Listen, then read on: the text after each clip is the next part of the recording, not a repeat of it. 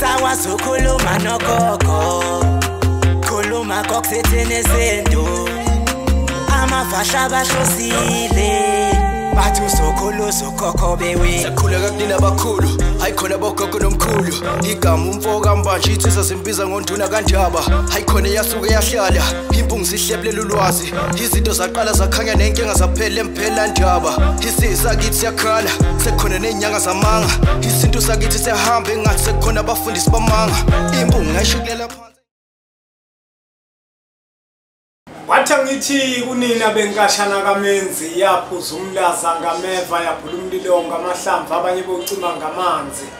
Nina belembele eqamanya amalembe ngokukhalipha usishaka kashaka ngemanzi ngesaba ukuthi ushaka kuyinkosi yasemashobeni. Ake ngikhuleke umhlaba wonke nasendaweni zonke la hamba kufinyele khona lomfanekiso oqoshiwe mawukuthi umusha kule channel ibizo lami umlekeleli umfoka mbanjwa. Umshana wakofuzi fulele omashiya amahlangatha azoshumayela umzukulu kaFolweni ezalwa uThumbu naTshatshatsha kaPheshe uPheshe kaMaguyane Maguyane kaVaphi uVaphi kaNokhona. Hlala kuyintokozo ke mbukelo impunga yesintu ukuthi ngifike la ku channel lethu enkulu impunga yesintu TV. Namuhla ke bafowethu ngihamba la nensizwa yakondwani ngikahle. Zwide asikubingelele mfowethu sikwamukele kwimpunga yesintu TV. Sibingelele nami mfowethu Mbanda, ngibingelele ababukeli nabathandi bempunga yesintu TV. Lo ubingelelayo umfoka Zwide omkhajwa ozwane osidinanisa amaphisi. Ngithi sempile ngabuya futhi babukeli abakhulu bempunga yesintu. Yeah, kunomuntu la Zwide ongakwazi oqala ukubona uyakuzwa ukuthi usuphinde wabuya kodwa yena uyaqala ukubona. Ngabachazela mhlawumbe ukuthi uZwide obani senzela umbukelo omusha, hayi lo asimbali lo ovela ukwazi. Sikhuluma ngaloke manje uqala ukubona le video uZwide lona ubani uZwide wenzani uZwide ake simtshele umbukeli.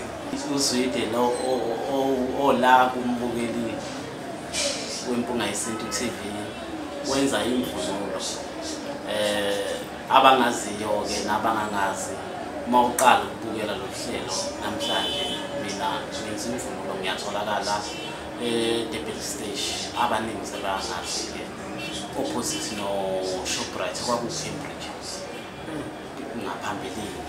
Yeah, Zwide into eyenze mnewethu ukuthi mhlambe ngimeme okwanye ngishaya ikhwela abantu abaningi bake bangithinte babe nemibuzo babuze mina. Kanti nami ngisuke ngimatasa kwesinye isikhathi ulwazi anginalo kangako ngezinye zezinto. Uma mina ngazi ukuthi uZwide udayisa imvunulo ngazi kuphelela lapho ukuthi udayisa imvunulo ngoba ezinye izinto uthola ukuthi mhlambe asizixoxe. Abantu Zwide bake bafuna ukuthi imvunulo bayiqashe. Ngabe wena imvunulo uyayiqashisa yini? Uma uyiqashisa imvunulo yilena oyidayisayo oyiqashisayo noma kukhona imvunulo nje eceleni oyiqashisayo? Nayi into abantu abafuna ukuyazi ukuthi imvunulo uma befuna ukuyiqasha uZwide uyayiqashisa yini? Mbukeli wempunga yesintu imvunulo siyayiqashisa manje. Ngaphambilini besingayiqashisi kodwa bebakhona abantu ebebafika bacela usizo sibasize ngokwethu esinakho sibuye futhi besibuyisele. Kodwa manje sesisenza uhlelo lokuba imvunulo siyiqashise ngenxa yokuthi baningi abantu bebehlupha befuna ukuqasha. Isiyatholakala ke imvunulo eqashiswayo kusukela kubantu besilisa kusukela kubantu abawu20 kuya phansi uyakwazi ukuthi uyiqashe. Nabantu besifazane sesingenelile ohlelweni lokuthi sikwazi ukubasiza ofuna ukuqasha nakhona u20 uyakwazi ukuthola imvunulo yabantu besifazane nofisa ukufika azothenga. Kodwa ke kulokho kokuthenga siye sicele ngoba sinomuntu osakhelayo imvunulo yabantu besifazane asiyakhi thina siye sicele ukuthi faka i-order sikhulume nomuntu ngoba nawe uhlala ebhizi lo osakhela imvunulo abantu besifazane. Faka i-order bese ukwazi ukuthi uxhumane naye noma xhumana nathi sixhumanise naye akwazi ukukusiza uyithole le mvunulo osuke uyifuna. Kodwa thina kwamanje imvunulo abantu besilisa senza yona kakhulu, izibhizi ngayo sesingenelele ukuthi asibasize nabantu besifazane ngoba bengihlupha ngaphambilini nabo befone basho ukuthi singakwazi ukuyithola imvunulo abantu besifazane siyatholakala. Yeah, Zwidi la khona into ebalulayo la uthi abantu abawu-20 imvunulo uyakwazi ukubaqashisela, okusho ukuthi ake sithi mhlambe nabo kumina ziyawushaya. Uma ziwushaya abantu abazongimisa abanywa imvunulo bese mhlambe bathi bafuna ukuyiqasha, ngifuna ukumisa insizwa mhlambe ezo-8, okusho ukuthi labo bantu bo-8 mhlambe abawu-20 asimhlambe nabo abangimisile abawu-20, laba abawu-20 bangafika bazoyiqasha imvunulo bayithola. Masikhuluma ngemvunulo angithi sikhuluma ngokuthi umuntu uzofuna umqhele, sikhuluma ngokuthi kusukela phezulu sikhuluma nje ngemvunulo ephelele, imvunulo ephelele ukusuka njengoba befaka umqhele imbatha. Sikhuluma ngembatha lengwe la, sikhuluma ngekhono yonke into, udidla yonke into. Ngiyacabanga ukuthi mbukelo wemfungo yesintu uzokubona ngokuhamba kwakhona ngokwey'nhlelo zakhona ukuthi kuma kanjani umuntu ungaseyivunule ephelele, ngoba sesamile ukuthuthukisa izinga lemvunulo ngenxa yokuthi abantu ibone besifakela i-challenge manje sesiyafisa ukuthi egcikini abasizakala. Mhlambe ke Zwidi sesizophetha ukuzibuzela nje impunga yesintu. Uma mhlambe umuntu efuna ukuqasha imvunulo umthemba kangakanani ngoba imvunulo iyabiza. Iyabiza kakhulu. Uma mhlambe umuntu ezoyiqasha umthemba kangakanani ukuthi uzoyibuyisa. Yimiphi imigudu elandelwayo uma umuntu ezoqasha imvunulo? Ngiyabonga kakhulu mnewethu ukuveza lo mbuzo lo. Kubalulekile-ke babukeli bempunga yesintu ukuthi uma ufika thina uzoqasha imvunulo usiphathela ikhophi ye-ID, ikhophi yakhe ye-ID bese usibhalela i-address la eyakho. Siyakwazi ukukusiza uma kuwukuthi imvunulo yakho iyakude, mhlambe awunaso isikhathi uqashe mhlambe imvunulo ewu-20 ukusuka ku-10, ngingasho ngisho ewu-20 ukusuka ku-10. Uma uthatha imvunulo ewu-10 siyakwazi ukukuhambisela sikuyisele la osuke uzoba upheleliswa khona.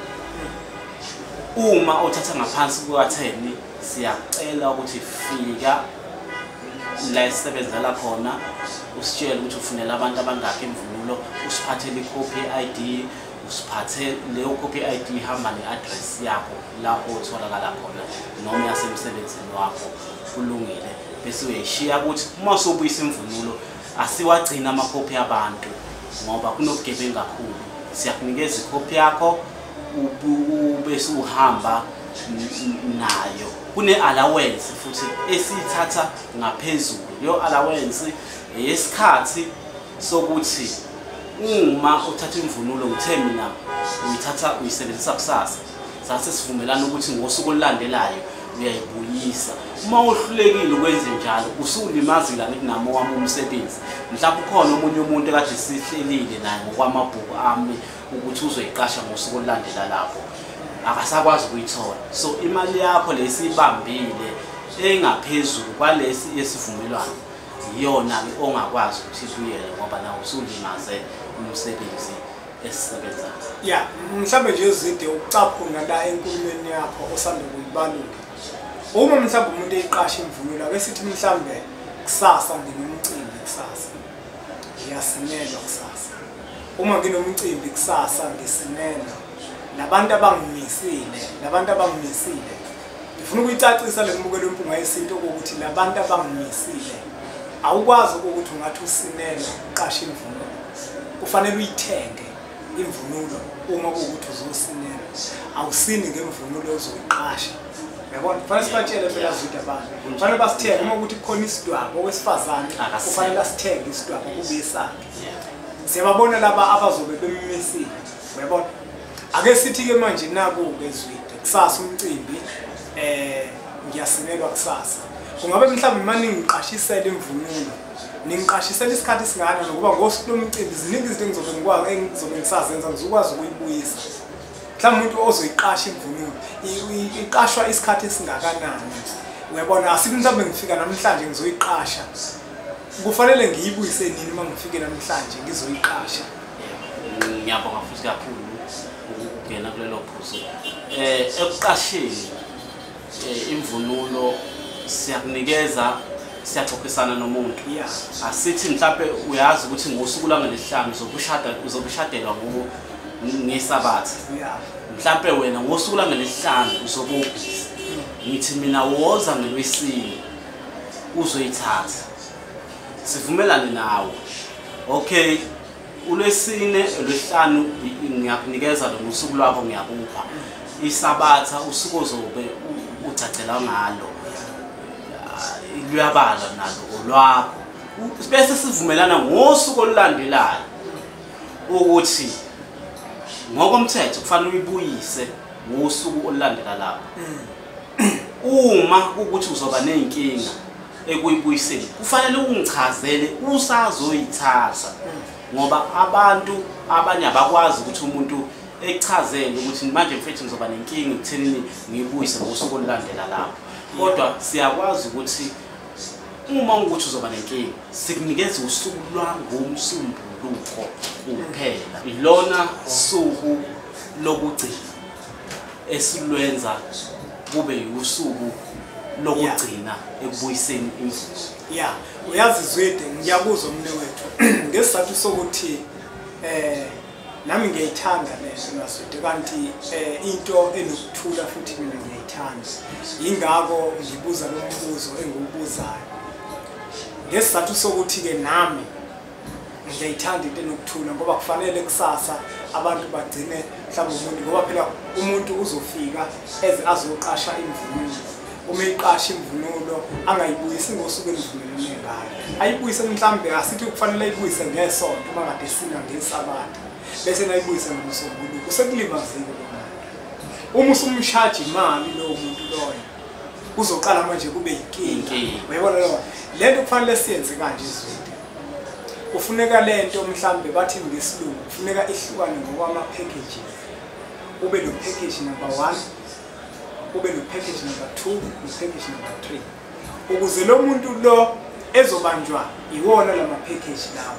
Okusho ukuthi uma eyithatha ngolesihlanu uzoyibuyisa ngesonto 1000 rand ngizisibonele. Uma eyithatha ngolesihlanu wayibuyisa ngomsombuluko 1.5. Ukuze wena ezothi uma efika ufika umtshele ukuthi naka ama package. Uma eyibuyisa ngolesithathu 2.5. Ukuze ungeke uzokhuluma ungene ekukhulumeni. Uzothi uma efika eneyithathe ngolesihlanu kufanele ayibuyise ngesonto ethatha upackage 1 wayibuyisa ngomsombuluko.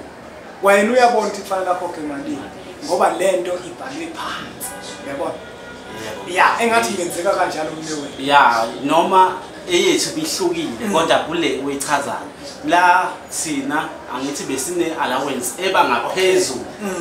Kule allowance ebangaphezulu ila mina nawe esengikuchazela khona ukuthi njengoba ngifake asithi mhlawumbe ngifake 500 ngiqasha imvunulo ewu10 ngafaka 500 ngathi mina 500 wokuthi for isafety imvunulo. Uma ukuthi awusayibuyisanga ngesikhathi lo 500 wakho awusabuyele emuva. Enye into babukeli nabathandi bempunga yesintu la emvunulweni uma linethi izulu ngoba sesikubonile sikwenza ukusiza abantu. Uma linethi izulu imvunulo iyonakala. Sengazi ukuthi ningaba nenhlelo zenu bathandi siyanithanda kakhulu kodwa kufanele siniqwashise ngakuyimvunulo. Imvunulo manje leneqashayo Zwide laba abaqashayo othola ukuthi akayithengile. Yebo. Kwamina impela uma kuthiwa nje liyana ngiye esabathini ngoba manje imvunulo izolethwa isiyonakala imbatha nje kakhulu. Ilona eseke ngahlangabezana nenkinga ngoba kunomuntu owakwathatha walibuya sanethisi akangalibeka ngisho ukuthi lishawa umoya labuya limanzi kimi. Okay right ngumqophi mina kodwa sengikhulumela nabanye abafowethu esinabo kule business ngoba nabo balimala.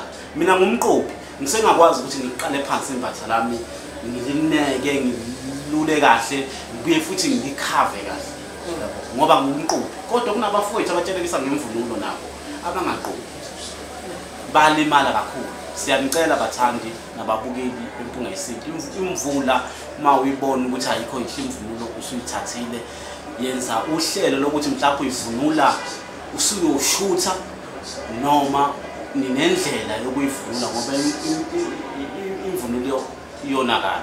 Ya hayi asiphethe zwide mbukelo impunga yesintu kona kubalekile ukuthi ube nayo imvunulo yakho unethwe kahle ngeyakho imvunulo ibiza kabi ukuthi ungavela unethwe ngemvunulo. Nabo laba bayiqasha kubalekile ukuthi baqikelele yabiza imvunulo le mali osuyiqashe ngayo ayisondele imali lokuyithenga. Yabona nje imbatha 13,000 rand masikhuluma ngembatha lengo 13,000 rand. Kodwa mhlawumbe ngathi uyaliqasha ngeke mhlawumbe kuze kufike ke ngisho ku 20% makuthiwa uyaliqasha 13,000 awucabangeke uzonethwa 13,000 uyanethwa isikhona zona zimali ziyabiza. Uyabona lo ihlakala udidla isinena ngiyiphathi kokwesinene nenjo uzonethwa. Ayingeke kubalekile bafuthu ukuthi ngempela uma kuwukuthi laba bayiqashisayo bayaniqashisela niqikelele ukuthi uma linizu ayiningaphumeli phansi ngoba iyonakala imvunulo uma ike yanethwa. Yabona nje kwathina zwide uma kuthiwa nje nabo mhlawumbe uyabona izinene ezihlukene khona ongakwazi usixhaphaza yabona, kodwa bese kube khona isinene esakhethele. Yabona nje insimbi akuyona into ukuthi unganethwa imvunulo nayo hayi ngeke special nje uma sesikhuluma la ngaseneneni. Uyabona uma ungumuntu uyithanda awubi nemvunulo eyodwa. Uma uthengele insimbi yazi ukuthi mhlawumbe uma uyinazareth uyigqoka esabathini ubese uba nenye imvunulo yokuthi nje mhlawumbe imali lina izulu ngizovunula yona. Njengathi ke thina sibuye sihamba uhambo kunemvunulo esiyisebenzisayo uma sihamba uhambo. So leyo mvunulo enjalo sokungathatha yona ngalolu suku isimo sezulu esingekho right ngoba amakhehla uma sesabatheni asifuna sivunule akunjalo awufakwe afakwa nje manje umuntu kwathi yena hayi kufakwa elimnyama wathi ubombela okungenani ke usungafaka ibhulu hayi ukuthi ibhulu elimnyama ligonyaziwe esabathe ukuthi ufaka ibhulu kanifaka ibhulu esabatheni. Kodwa ngokuya mina ngizoyichaza leyo ngendluzula futhi khona iyongena kahle kubantu ngoba abantu uma ukhuluma umasaja kwesinye isikhathi bagcine izinto bethi zizona ibhulukwe nje nalo elimnyama lokubambisa nje. Yabona yini uhlawule phomo entabeni ufake lokubulunyama kulungile. Buka lo mpunga yesintu TV le nombolo lokuzibona sivela le screen sakho ezakho uzwide umkhathwa uyomthinta wayidayisa ke nemvunulo utholakala kwaZulu Natal eDurban Station letholakala khona. Ngiyacela ke mbuke lo mpunga yesintu ukuthi siqhubeke njalo ke subscribe ku channel yethu enkulu impunga yesintu TV bese sithi nje impunga